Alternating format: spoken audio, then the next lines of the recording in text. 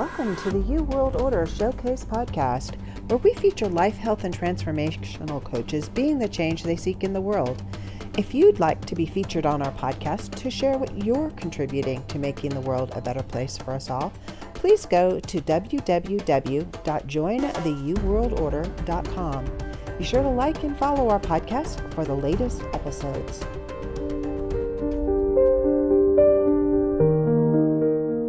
Hi, and welcome to the U World Order Showcase podcast. I'm your host, Jill Hart, and with me today is Shridevi Veerappan, who is a parenting coach for busy professional moms, specializing in helping moms who feel stuck, have tried everything, and still can't get their child to listen. She also assists those who struggle with understanding their child's emotions or dealing with anger. She's supported hundreds of parents with children ranging from toddlers to teens to raise emotionally intelligent, independent, and resilient kids. Welcome to the podcast, Shridevi. It's really great to have you here. Thank you, Jill. It's a pleasure being here. Thanks for having me. So tell us your story. How did you get into this? How many kids do you have? Why are you doing Sure. it? I'll start from how I got here first. It's kind of like a long journey. I'll make it as short as I can. So I started my career as an architect, believe it or not. It was not a choice that I wanted, but it was a choice more that my parents wanted, more my dad. I grew up in India, so there was a choice between doing medicine or engineering, and I picked up architecture. And I did my bachelor's in India, and I moved to the US to do my master's in architecture. Hated it. Then I got a job. I did not feel fulfilled. Even at a young age in high school, I always loved learning about why people behave the way they do. I love psychology, basically. So I knew my heart and my mind was there, that's something I wanted to do. So I got a kind of a good break. We moved to London, UK for a couple of years for my husband's education. So I was like, okay, that's a good time to stop and rethink of what I want to do in my life. By then I had a 2-year-old as well. So it was a hard decision. But I did switch careers to psychology, and I'm also a licensed special educator. So when we moved back to the US, I mostly worked with, I got my license as a behavior analyst first. So I worked a lot with the neurodivergent population, so autistic kids, ADHD, kids with learning disabilities. I started off my career in a more clinical setting with kids who had more challenging and severe behaviors. So they were not able to be in a typical school setting. So it was dangerous for themselves, the safety.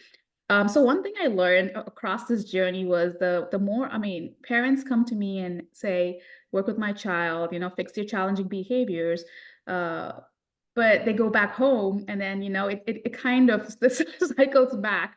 So I realized, or it's obvious, but you realize that the more the parents are involved, the more effective it is to have effective changes in your child, because you spend as parents 99% of the time with your child, and I'm only doing like the 1%. So I can give your child all the tools, but if you don't have the tools to teach your child, that's where the kind of gap is. So this was kind of the common thread. I work in a clinical setting, school setting, home setting. Then I started my own private practice last year, with the goal of working more with parents.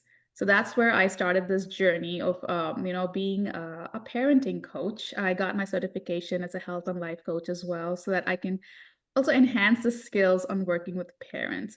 And that's one big thing I tell my clients if they have kids, like, it's a package deal. This is a relationship. If I'm going to work with your kids, I'm going to work with you as well. So it's like a relationship within the three of us. And so that's where I am, and that's how I got here. That's a great story. And I'm so happy for you that you Thank moved you. from the I have to do this because this is the box my parents put me in Yes. to the mission that you really probably have Yes. in the world to make it a better place. And I love your you're working with parents. I was over Mhm. here smiling to myself because Yeah. it's kids are just a mirror Yeah. that you get, that it's just like, this is an aspect of yourself. You need to Yeah. examine this. And you need to Yes. change it in yourself if you want to Yes. change it in your kid. Exactly. Well said. Yeah, that's exactly what it is. And it's not everyone has that same, like what you have, Jill. Not everyone has the same awareness of that. Oh, yeah. And also, and I totally get it. Being a parent is hard. Parenting in itself has a lot of challenges. I mean, you're a mom of five. You know this as well as anyone else, but adding different layers, adding more needs when the kids has more needs, and it is very hard. And I always tell parents like everyone's doing the best they can with what they know, right? I mean, it's just that they didn't have the awareness of moving in a different path. This is what the cards they dealt with. This is what they know, and they're doing their best. That's one thing I always tell the parents I work with. It's like you're doing the best you can so far, and they're like, it's not working. I said, I know, and I'm glad you came here for help. So let's figure this out together and how we can support each other and how both of us can support your child.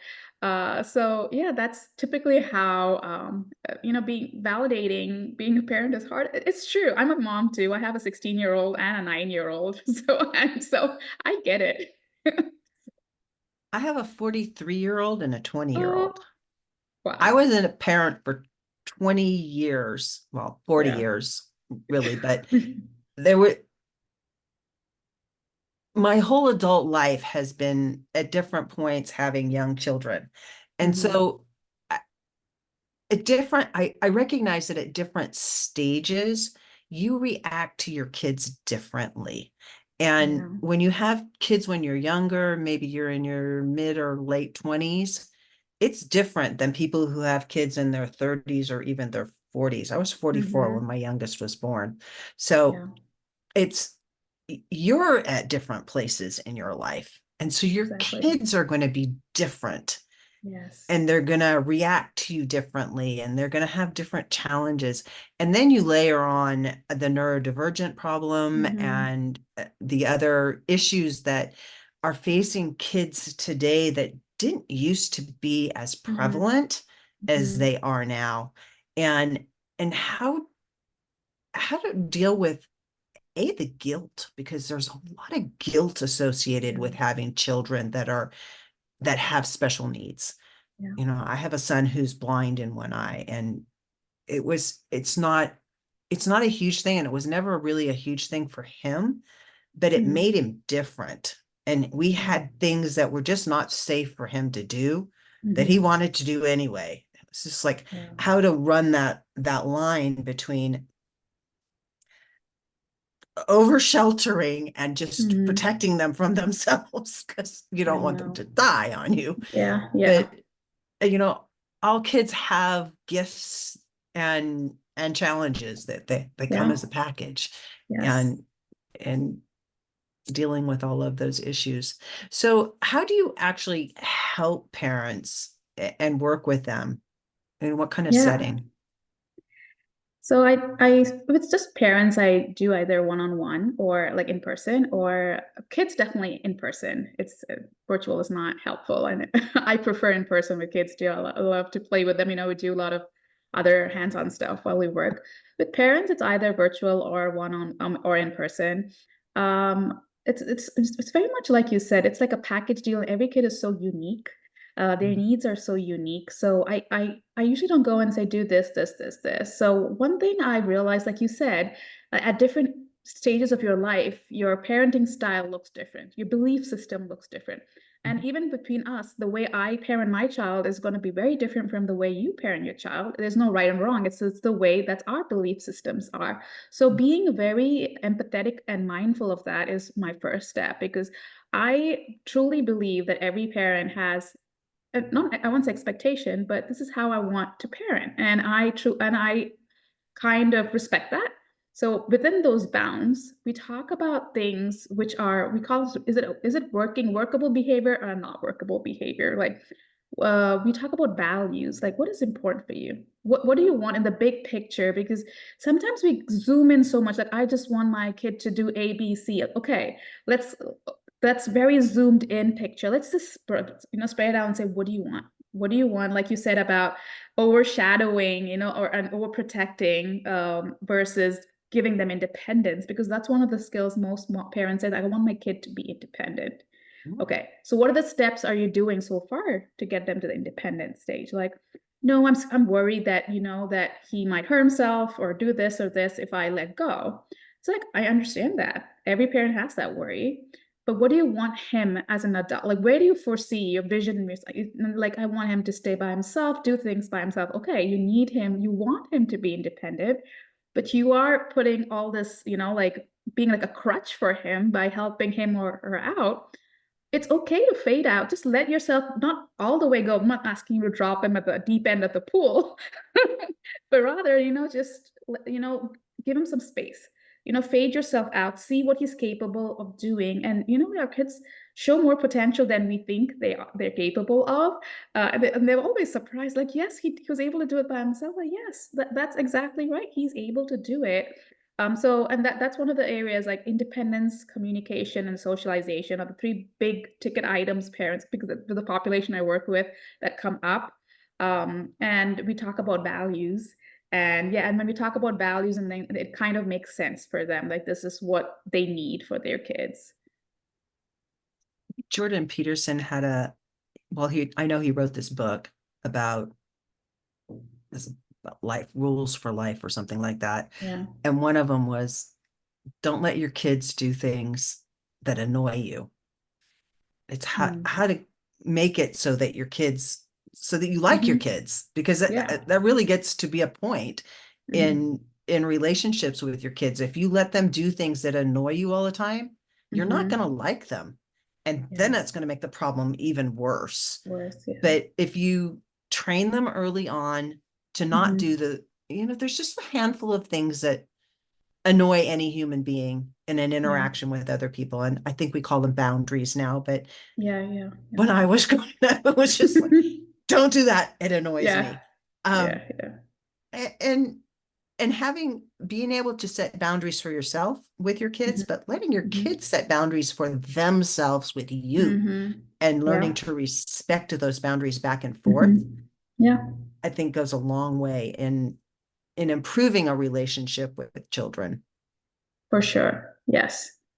And yeah, I completely agree with that statement, because boundaries is not just for them. That's one thing that we need to know, that it's like we are both a person in this relationship. It's not just child mom. They are also a person. So we need to empathize and be compassionate about their thoughts and feelings, and they want boundaries too, and they want space too, not just Mhm. us. So understanding that is very important. I agree with you. Yeah.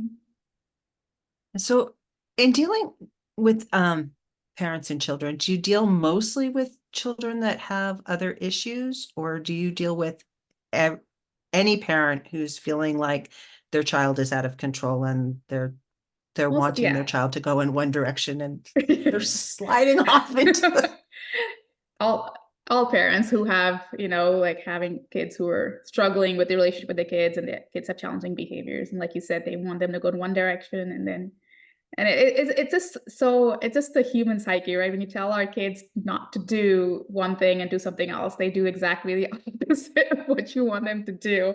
Uh, so just so that's another piece that I talk to about parents. Like, we talk about the choices, right? We talk about choices, giving your child some control. Yes, we are their parents, and yes, we want them to, within the boundaries we talked about, have some control within the boundaries of reason, have some control of what they can do and what they cannot do, and giving them the choices, so they also feel respected in this relationship, that they can make some rules of their own, which is okay for the both of you. So again, we're having, it's a relationship piece. I talk a lot about like when I talk about positive reinforcement, it comes, I'm like, ugh, I don't want to reward my child. But when I say positive reinforcement, is encouraging your kid. We always catch them, being bad. Like, I'm like, don't do this, don't do that. But when it's very hard when to catch them being good and say, hey, that was for simple things, right? I mean, we don't, like, it's not like he won an award or something, and like, why do I need to reward him? And I'm like, no, but he's never just done that in the past. acknowledgement. Yeah, it's an acknowledgement. You acknowledge, that's, I love the word acknowledgement. Like, you're acknowledging that he did something which he had not done in the past. You told him to do something and he did, without having a tantrum. That is huge. You should acknowledge Yeah. that. You should validate his feelings, like, hey, but I loved, how you put your things back the first time I told you. I just loved how you did that. Just having that, behavior specific acknowledgement to the child is super, because it makes them feel good about themselves, and it strengthens your relationship with your child. And they want to do more things because they want more of that dopamine hit, which is really all it is. Exactly. We all love it when somebody pushes the little heart button on Yes. Facebook, but your kids, they get those little heart dopamine hits when we say things like, "Hey, I Yes. love how you did that. It really meant a lot to me that you Yeah. just did it either when I asked you the first time or just Mm-hmm. you just did it for me. Yes. That Yeah. was special and it means something to me.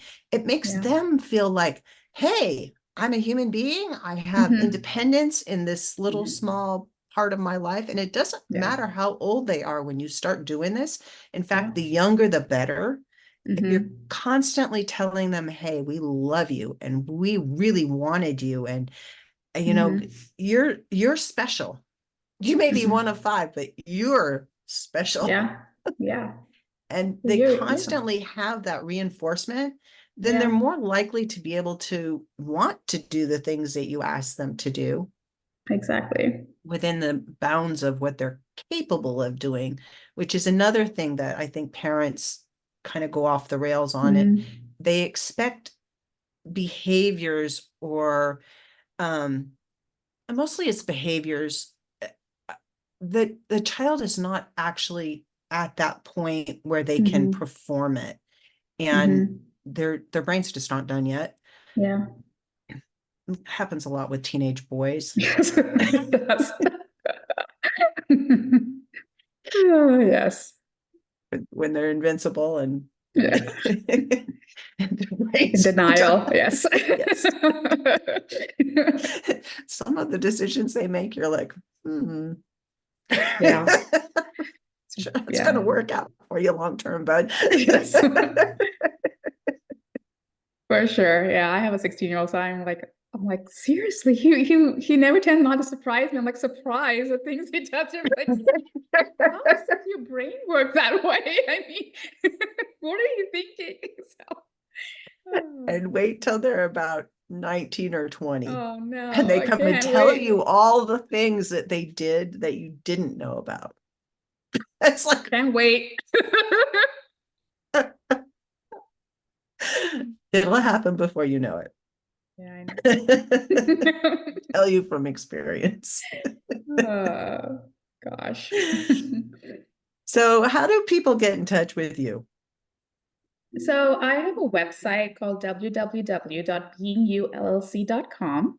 Mhm, So that's where I have, resources on what I do, how I help parents, how I help kids, and my email address is there. I have a phone number that's there too. mhm, I also have a free giveaway to parents that I can put a link in there, or Jill, you can put in there. It's just free 8 strategies that they could use to help your kid move from refusal to willingness. 8 core strategies that I always use in my practice. It's something to get started on, but if you need mhm. more help, you can always reach out to me. That is awesome. And as I was saying before we got started recording, I have 8 grandkids too, and one of them, I really want to be able to move him just in one specific area Yeah. to being able to let go. I think, as I was telling you before, I think part of the problem is he thinks I don't understand what he wants, but I do Mm, understand what he wants. It's just yes. not what I want. Yeah. Not on the same page here, bud.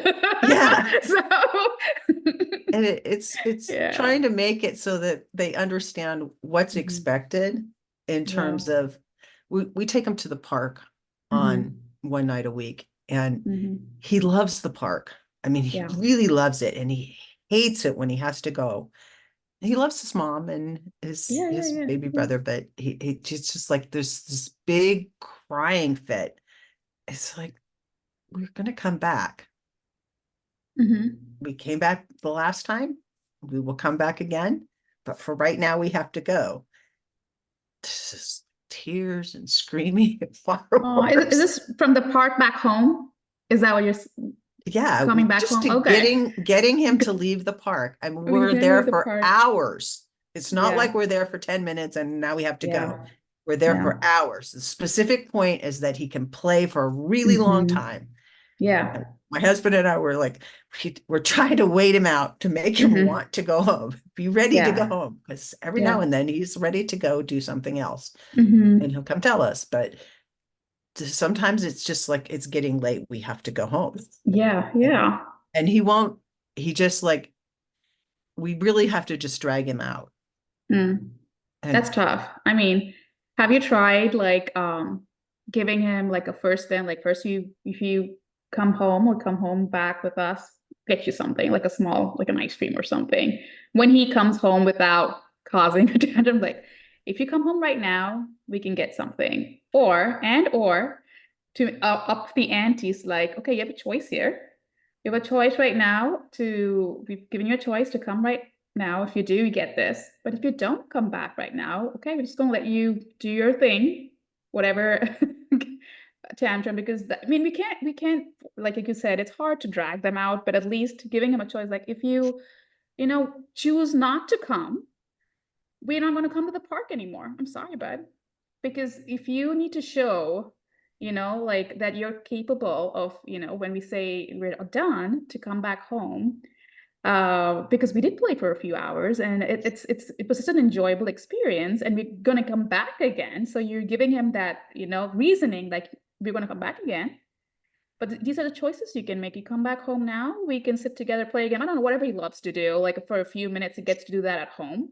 Or it's a choice. Like if you don't, sorry, part time is not going to be a thing in the future for at least a few days because again it's a skill they need to learn to it's an emotional regulation skill that they need to learn that sometimes things are done because we don't want to reinforce that negative behavior of him every time I'm going to cry and then people are going to give me attention for that, but before he gets into that crying mode, letting him mhm. know like, hey, we're going to leave right now, so these are your choices. If you come right now without causing a like without, right now with me, don't even say without. If you're coming right now with me, we'll get something fun. But if you don't come back, I'm sorry, park is not an option anymore, bud. And then he can choose. And then you give him a choice right there. Like it's Mhm. his choice right now. He has to make a decision and it's in his control. But that's something you can try. Yeah. Yeah, I think I did that. We had kind of a three-part thing that happened. Mm-hmm. Yeah. And we went to the park and he got tired of the park. And so we went Mm-hmm. bowling. And I Oh, got okay. a sucker to leave the Mm. bowling alley. Mm-hmm. Um, but then we decided to go back to the park. And Mm. after that, then there was the tantrum.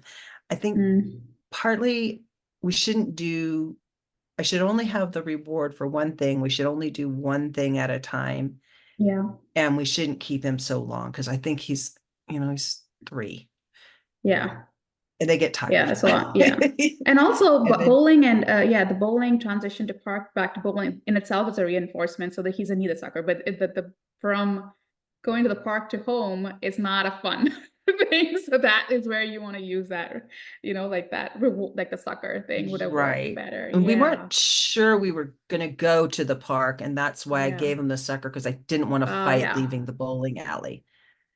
Got it. Well, that makes He sense. Yeah. struggles with transitioning from Well, fun that things wasn't, to, yeah. oh my God, I'm going home. Yeah. Well, that wasn't unexpected. Unexpected things happen. So, yeah. Yeah, I'll just have to. But it's nice that you're taking all your grandkids and doing fun stuff. That's just a cool grandma. Yeah, it's fun. And we really do love him. He's a great kid. Really a Yeah, great kid. All my grandkids are amazing. I'm sure. Yeah. I think all human beings are amazing, but Yes. Well, he's only 3 or 4. I mean, I would be sad too. They told me to come back home from something fun. So, yeah. yeah, Yeah. well, just part of me is like, yeah, I totally get it. But Nana's old and she needs to go to bed. I know. Yeah. Tell him that too. I need to go to bed. I'm tired. Talk to him like he was like, Otherwise, you need to drag me home. I'm going to sleep here. Right, right. Have you learned to drive yet? And then that's a question that I asked very tentatively Oh, that's because, funny. he's my Yeah. son's son. Oh, that's funny. Yeah. So back to about you. I'm definitely going to be getting those 8 strategies for parents. Thank you. Sorry, I went on a tangent there, but it was fun. I love talking about your grandson. So is there anything else that you would like to share with everybody before we wrap this up? Just wanted to give just the last takeaway I had was parenting is hard and just being compassionate to yourself as a parent. Like you're doing the Yeah. best and being nice to yourself and not beat yourself up and not have that guilt. Yeah. Yeah. It's okay to be you. Yeah.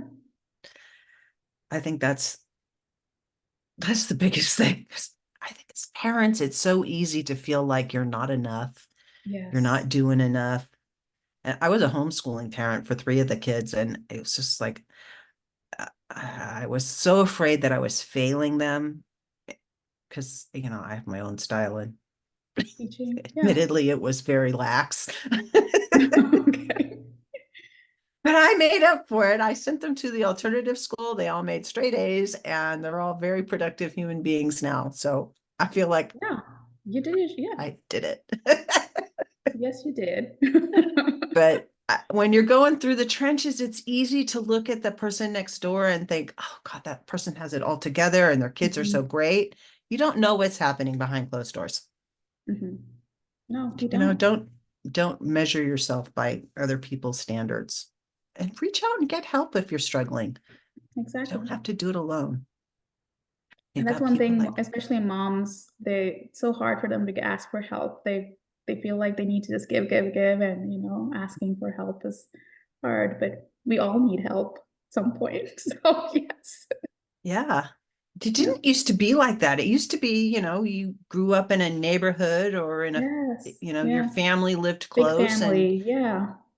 and, yeah, I'm a nana and I take my grandkids places and give mom a break, but a lot of people, they don't have that advantage. Their parents are busy and doing stuff, and they may or may not like kids. This is Yeah. nothing That's against true. them, Yeah. but so you're kind of on your own, and you know there are resources. Don't just struggle in silence, because Mhm. it's not just you, it's your kids too. Yeah. Everybody's future depends on the decisions you're making. Exactly. So what's the one thing that you hope the audience takes away from our conversation today, Shridevi? Um, I think it's just what we talked about, like asking for help when needed. Uh, because like we talked about, it's parenting is, I mean, it's a mental health thing too. We talk about it, and so reach out when you need help and be compassionate to yourself. Awesome. Thank you so much for joining me today. You're welcome. Thanks for Thank you having for me. joining us for the U World Order Showcase podcast. Remember, if you would like to be featured on this podcast as a life, health, or transformational coach, please visit www.jointheuworldorder.com. We look forward to talking to you next time as we present another life, health, or transformational coach, being the change they seek.